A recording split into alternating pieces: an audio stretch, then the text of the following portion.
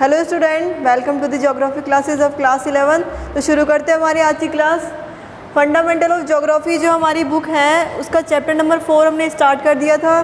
जैसा कि मैंने आपको बताया था, इसके अंदर हमको कुछ थ्योरीज़ को स्टडी करना है।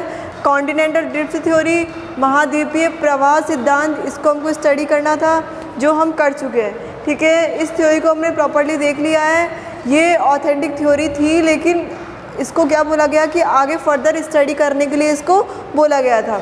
उसके बाद जो हमारी सेकंड थ्योरी आती है कन्वेक्शन करंट थ्योरी, संवहन धारा सिद्धांत। ठीक है, जो कॉन्टिनेंटल ड्रिफ्ट थ्योरी थी इसी के बेस पर जो कन्वेक्शनल जो करंट जो थ्योरी है, जो सेकंड जो थ्योरी है हमारी कन्वेक्शनल करंट थ्योरी, ये आर्थर जो होम्स, इन्होंने ये जो जोग्राफर थे इन्होंने क्या किया, जो कॉन्टिनेंटल ड्रिफ्ट थ्योरी है इसी को आगे इन्होंने मतलब अपने हिसाब से अपनी लैंग्वेज में इन्होंने अपनी लैंग्वेज के अकॉर्डिंग इन्होंने डिस्क्राइब किया। मतलब इसको थोड़ा सा हल्का सा आगे बढ़ा, क्योंकि इसको क्या बोला गया था, फर्दर स्टडी के लिए बोला गया था। लेकिन ये जो आर्थर होम्स जो थे ये थोड़े सपोर्टिव थे। किसके लिए? कॉन्टिनेंटल ड्रिफ्ट थ्योरी जो थी हमारी उसके लिए क्या थे, ये सपोर्टेड थे। तो सपोर्टेड होंगे तो ऑब्वियसली ये अपनी थ्योरी इसी के जो इसी से क्या क्या क्या करेंगे, रिलेटेड इसी को आगे बढ़ाएंगे। ठीक है, तो शुरू करते हैं बिना टाइम वेस्ट किए हुए। आज की जो थ्योरी हम देखने वाले हैं सेकंड थ्योरी, वो है हमारी convectional current theory. Convectional current theory, इसको स्टडी करने वाले हैं आज हम। संवहन धारा सिद्धांत, फर्स्ट जो थ्योरी थी हमारी कॉन्टिनेंटल ड्रिफ्ट थ्योरी, उसका हिंदी ट्रांसलेशन महाद्वीपीय प्रवाह सिद्धांत था, और इसका है संवहन धारा सिद्धांत। ओके, इस थ्योरी को आज हम स्टडी करने वाले हैं। और ये जो थ्योरी थी किसने दी थी? आर्थर होम्स ने दी थी, जैसा कि मैंने अभी आपको बता दिया है। आर्थर होम्स ने 1930 में इस थ्योरी को दिया था। ठीक है, 1930 में आर्थर होम्स ने कन्वेक्शनल करंट थ्योरी को दिया था, संवहन धारा सिद्धांत को दिया था। ठीक है, इन्होंने कॉन्टिनेंटल ड्रिफ्ट जो थ्योरी थी उसी के सपोर्टेड में उसी को पॉजिटिव लेके क्या किया, इन्होंने अपनी थ्योरी को दिया। इनके अकॉर्डिंग क्या था, जैसे यदि हम एक डायग्राम को देखना चाहें, आपको पता है ये हमारी कोर है।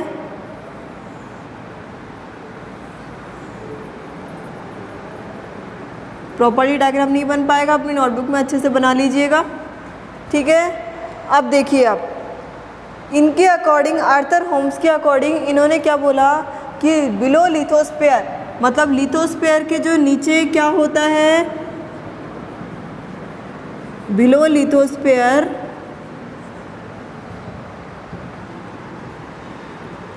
इट मीन्स लिथोस्फीयर के नीचे संवहन धाराएं क्या होती है, बहती है। आर्थर होम्स ने क्या बोला कि लिथोस्फीयर के नीचे, मतलब लिथोस्फीयर आप लोग जानते हो स्थल मंडल, अर्थ का जो स्थल मंडल है, अर्थ के स्थल मंडल से नीचे, मतलब लिथोस्फीयर से नीचे क्या बहती है, कन्वेक्शनल करंट, संवहन धाराएं क्या बहती है। क्या बोला इन्होंने कि जो लिथोस्फीयर है उसके नीचे संवहन धाराएं बहती है, तो convectional current.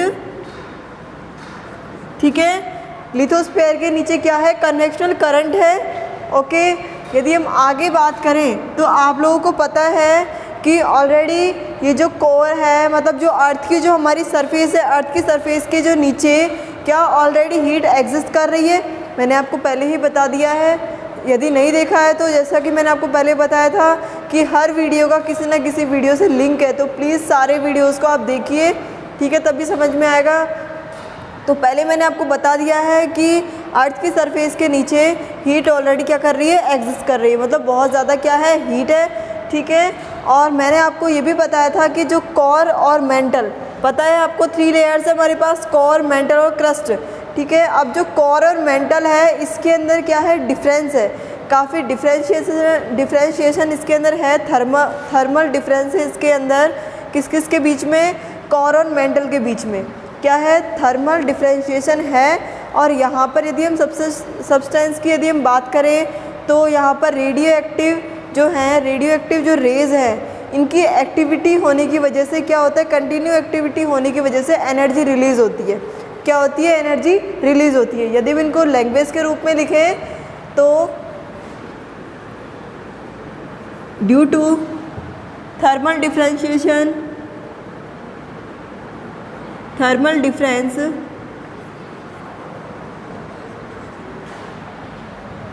inside the earth,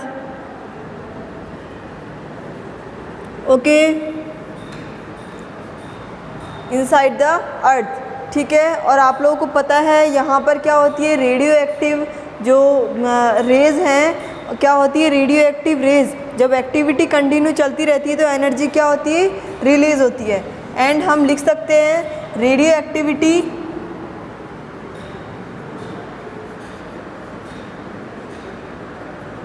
inside the earth.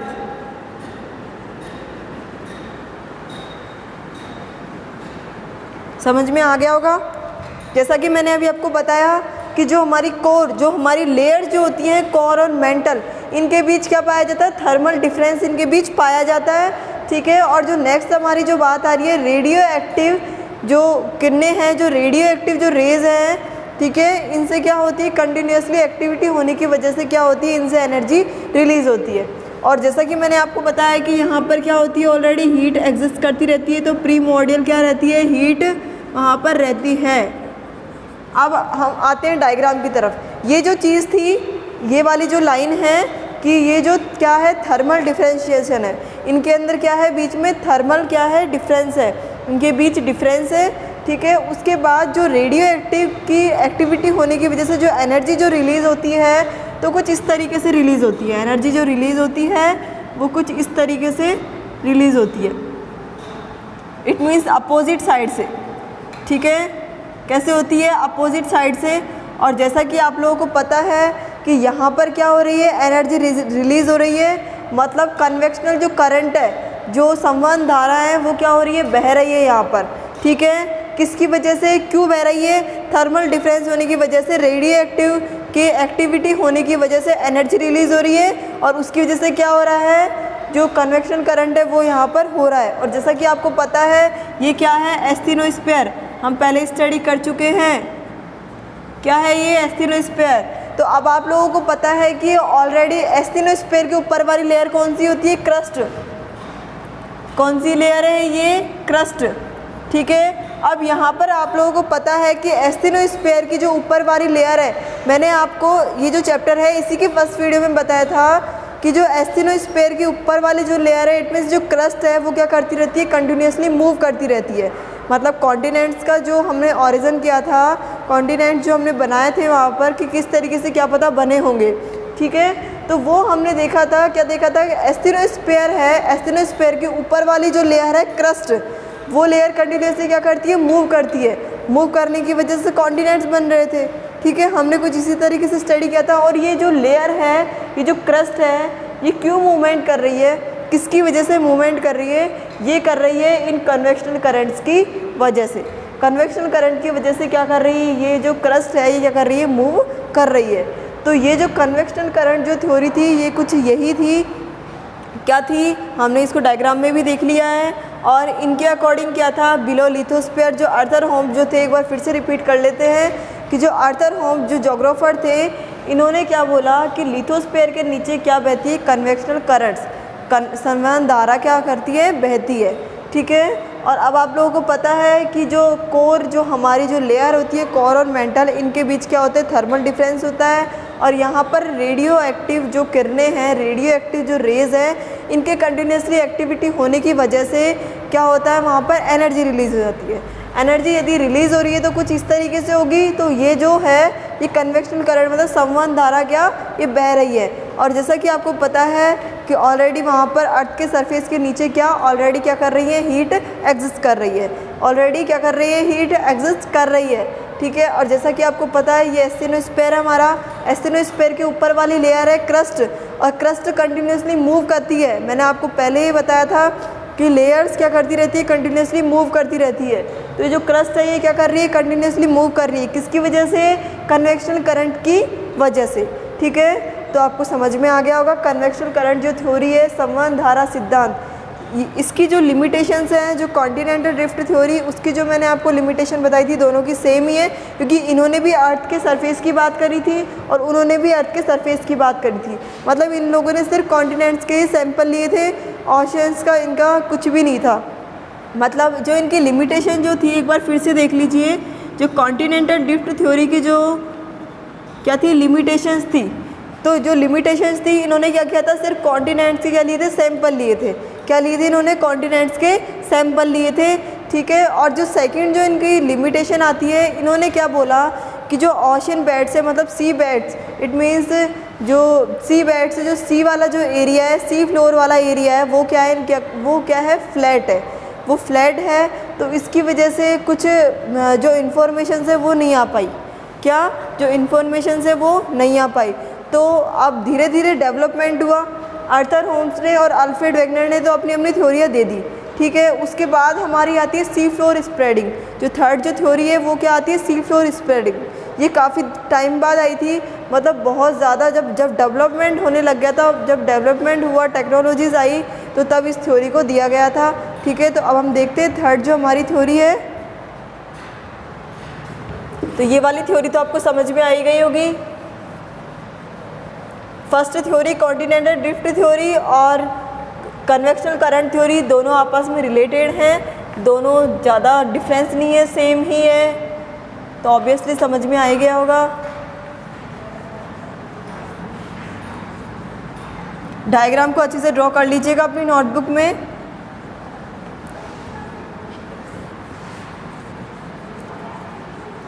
Third theory आती है हमारी sea floor spreading. Third theory की यदि हम बात करें तो कौन सी है, सी फ्लोर स्प्रेडिंग। सी फ्लोर स्प्रेडिंग, इसको बोलते हैं हम सागरीय अधस्थल का विस्तार।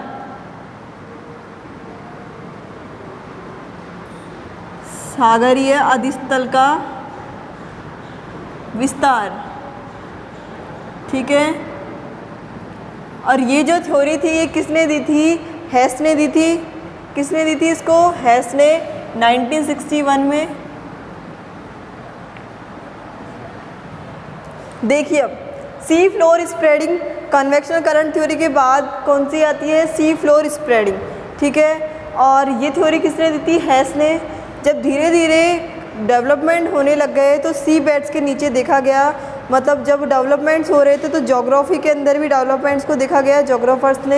कुछ जोग्राफर्स ने इसके अंदर डेवलपमेंट देखा। वर्ल्ड वार के टाइम पे, वर्ल्ड वार जब हुआ था तो वहाँ पर सबमरीन को यूज़ किया गया था, ठीक है। तो सबमरीन के यूज़ में वहाँ पर देखा था, सबमरीन का जो यूज़ था उसमें क्या हुआ, जो जोग्राफर जो थे उन्होंने सी बेड्स के नीचे, मतलब जो ओशन जो सी हैं, मतलब इनके अंदर जाके मतलब क्या देखा था कि जैसे कि पहले जो बात चल रही थी, अभी जो मैंने लिमिटेशन आपको बताई थी, अब से पहले कन्वेक्शनल करंट थ्योरी और कौन सी कॉन्टिनेंटल ड्रिफ्ट थ्योरी, इनकी कुछ लिमिटेशंस थी, आपको ध्यान हो तो।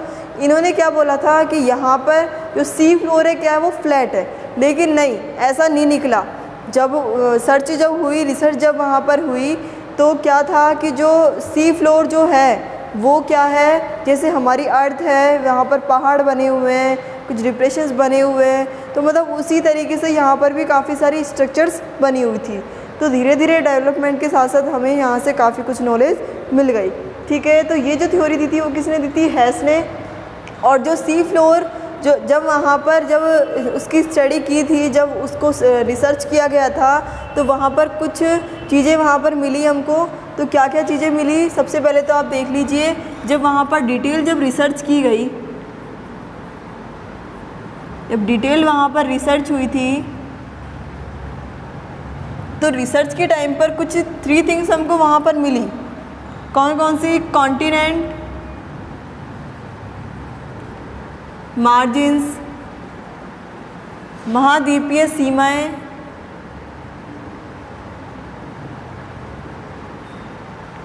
महाद्वीपीय सीमा, ठीक है। सेकंड थिंग जो हमको मिली थी वहाँ पर, एबिसल प्लेन्स, वितलीय मैदान,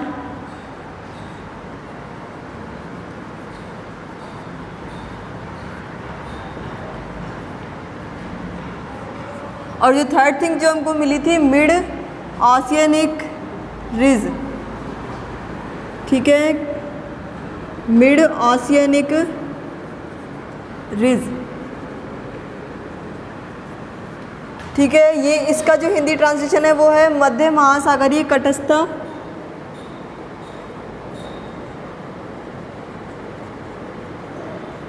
मध्य महासागरीय तटस्थ कटक, ठीक है।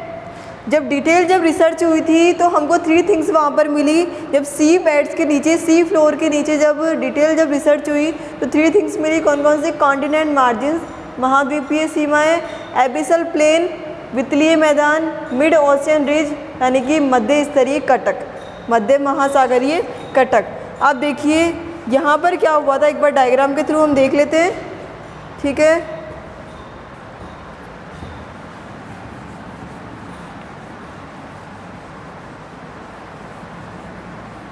डायग्राम के थ्रू यदि हम देखना चाहें तो सपोज़ ये हमारी क्या है, मिड ओशियनिक रिज, ठीक है।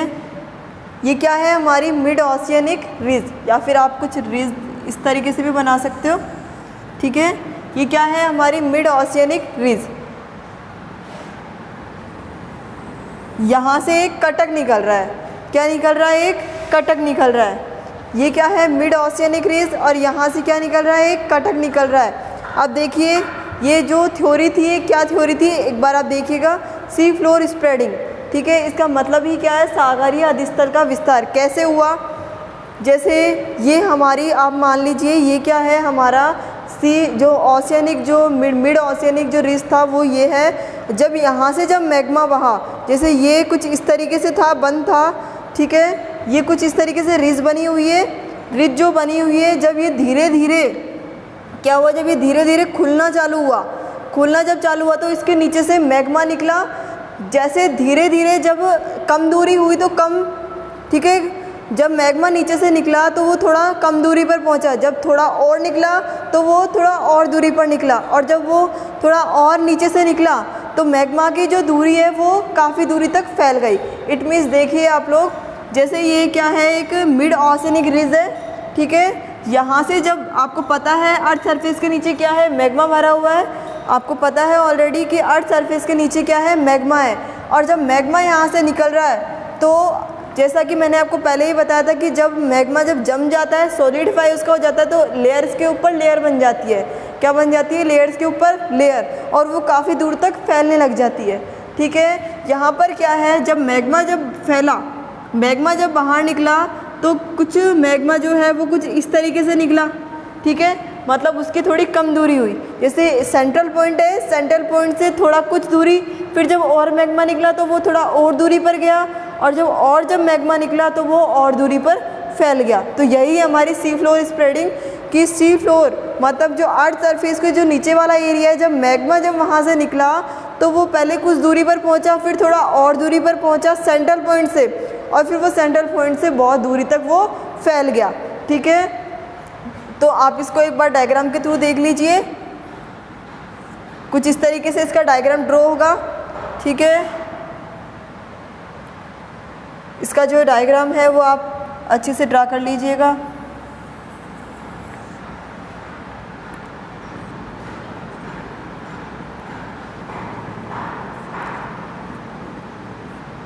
ये तो वैसे ही आपको एरो सिर्फ डिनोट करने के लिए बताए गए हैं कि कुछ रेज ऐसे निकली और कुछ रेज इस तरीके से निकली, ठीक है। और जैसा कि आपको पता है कि जब कम दूरी पर जो फैलेगा, मतलब सबसे पहले जैसे धीरे धीरे जब फैला, कम दूरी पर फैला, वो यंगेस्ट होगा, ठीक है। कौन सा है? यंगेस्ट वाला।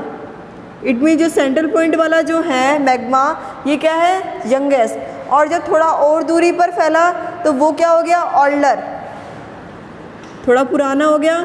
और जब वो बहुत दूर पहुंच गया तो वो कौन सा हो जाता है? ओल्डेस्ट।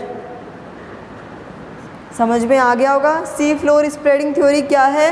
तो जो सी फ्लोर स्प्रेडिंग थ्योरी थी वो यही थी कि जो मैग्मा है वो धीरे धीरे निकलकर बहुत दूर तक फैल गया।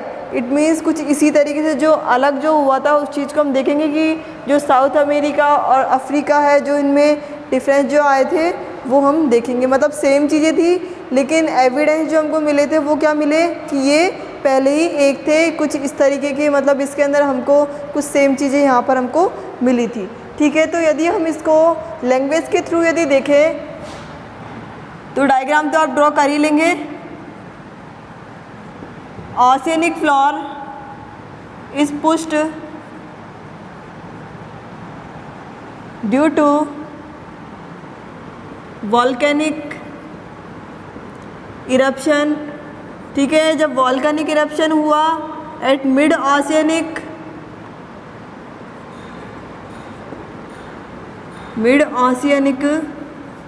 रिज, बता दिया है मैंने आपको, मिड ओशियनिक रिज यही है। ठीक है, and sinks down at the oceanic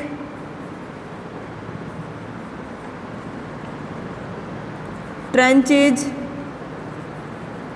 and get consumed.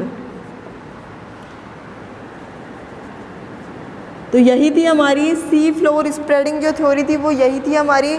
ठीक है, आप इस डायग्राम को समझ लीजिए, वो लैंग्वेज तो इतनी इम्पोर्टेंट नहीं है, बाकी ये डायग्राम समझ में आ जाएगा तो ऑब्वियसली आप इस लैंग्वेज को भी बना लोगे।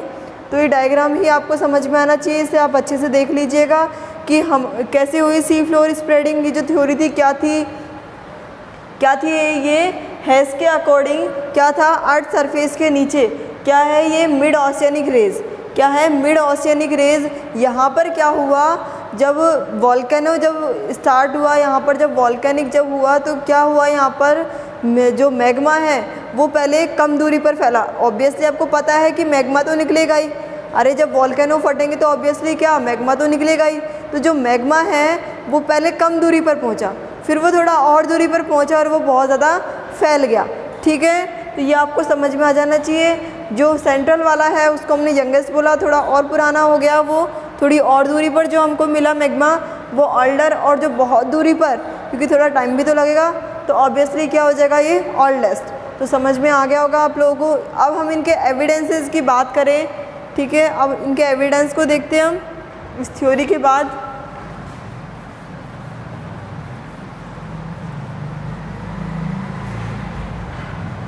इनके एविडेंसेस को यदि हम देखें तो वही है एविडेंस, यहाँ पर सिमिलर रॉक प्रॉपर्टीज़, जो चट्टानों की प्रॉपर्टीज़ है वो क्या मिली, सेम मिली। चट्टानों की जो प्रॉपर्टीज़ है वो सेम मिली। कैसे मिली, देखिए, ये साउथ अमेरिका, ठीक है, इसका ये कोस्ट लाइन, यहाँ की जो रॉक्स और यहाँ की जो रॉक्स, ठीक है, यहाँ पर ये सेम मिली। क्यों मिली, मैग्मा की वजह से। मैंने जैसा कि आपको बताया था कि अभी मैंने आपको बताया कि जो मैग्मा है जब वो निकला तो थोड़ी दूरी पर, इट मीन्स ये क्या हो गया, मैग्मा की वजह से ये क्या हो गया, ये अलग हो गए। और यहाँ पर जो सी फ्लोर वाली जो चीज़ थी, जो सी फ्लोर सी बेड जो था वो तो अलग हो गया, और वहाँ पर क्या आ गया, पानी, वाटर आ गया। इट मीन्स जो एटलांटिक जो ओशियन था वहाँ पर क्या बन गए, एटलांटिक, मतलब जो ओशियंस थे वो बन गए। कैसे बने, मैग्मा जब फैला, जब मैग्मा जब स्प्रेड हुआ तो धीरे धीरे मैग्मा के स्प्रेड होने की वजह से क्या हो गया, सी फ्लोर स्प्रेड हो गया। और सी फ्लोर स्प्रेड हुआ तो यहाँ पर क्या बन गए, खाली वाली जगह में ओशियंस बन गए। तो समझ में आ गया होगा। सिमिलर रॉक प्रॉपर्टीज़, तो जो प्रॉपर्टीज़ है वो सेम क्यों मिली, क्योंकि ये इसी का पार्ट है, ये इसी से क्या हुआ, ये अलग हुआ है। ठीक है, तो नेक्स्ट एविडेंस की यदि हम बात करें तो एज ऑफ क्रस्ट, ये भी बहुत फेवरेबल था। जो क्रस्ट है ये फेवरेबल निकला, ठीक है, और जो सेडिमेंट्स थे वो भी फेवरेबल निकले इस थ्योरी के अकॉर्डिंग।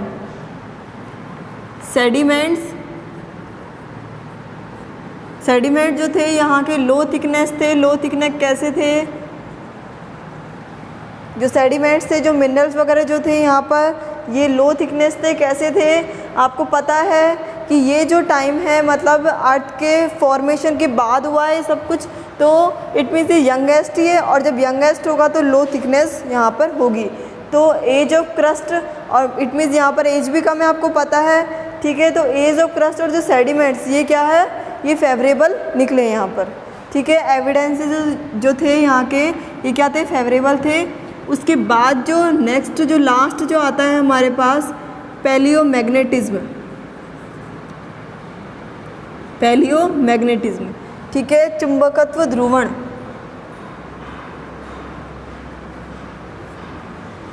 तो ये इसके कुछ एविडेंसेस थे। क्या क्या थे? Similar rock property, age of crust, sediment और पैलियोमैग्नेटिज्म।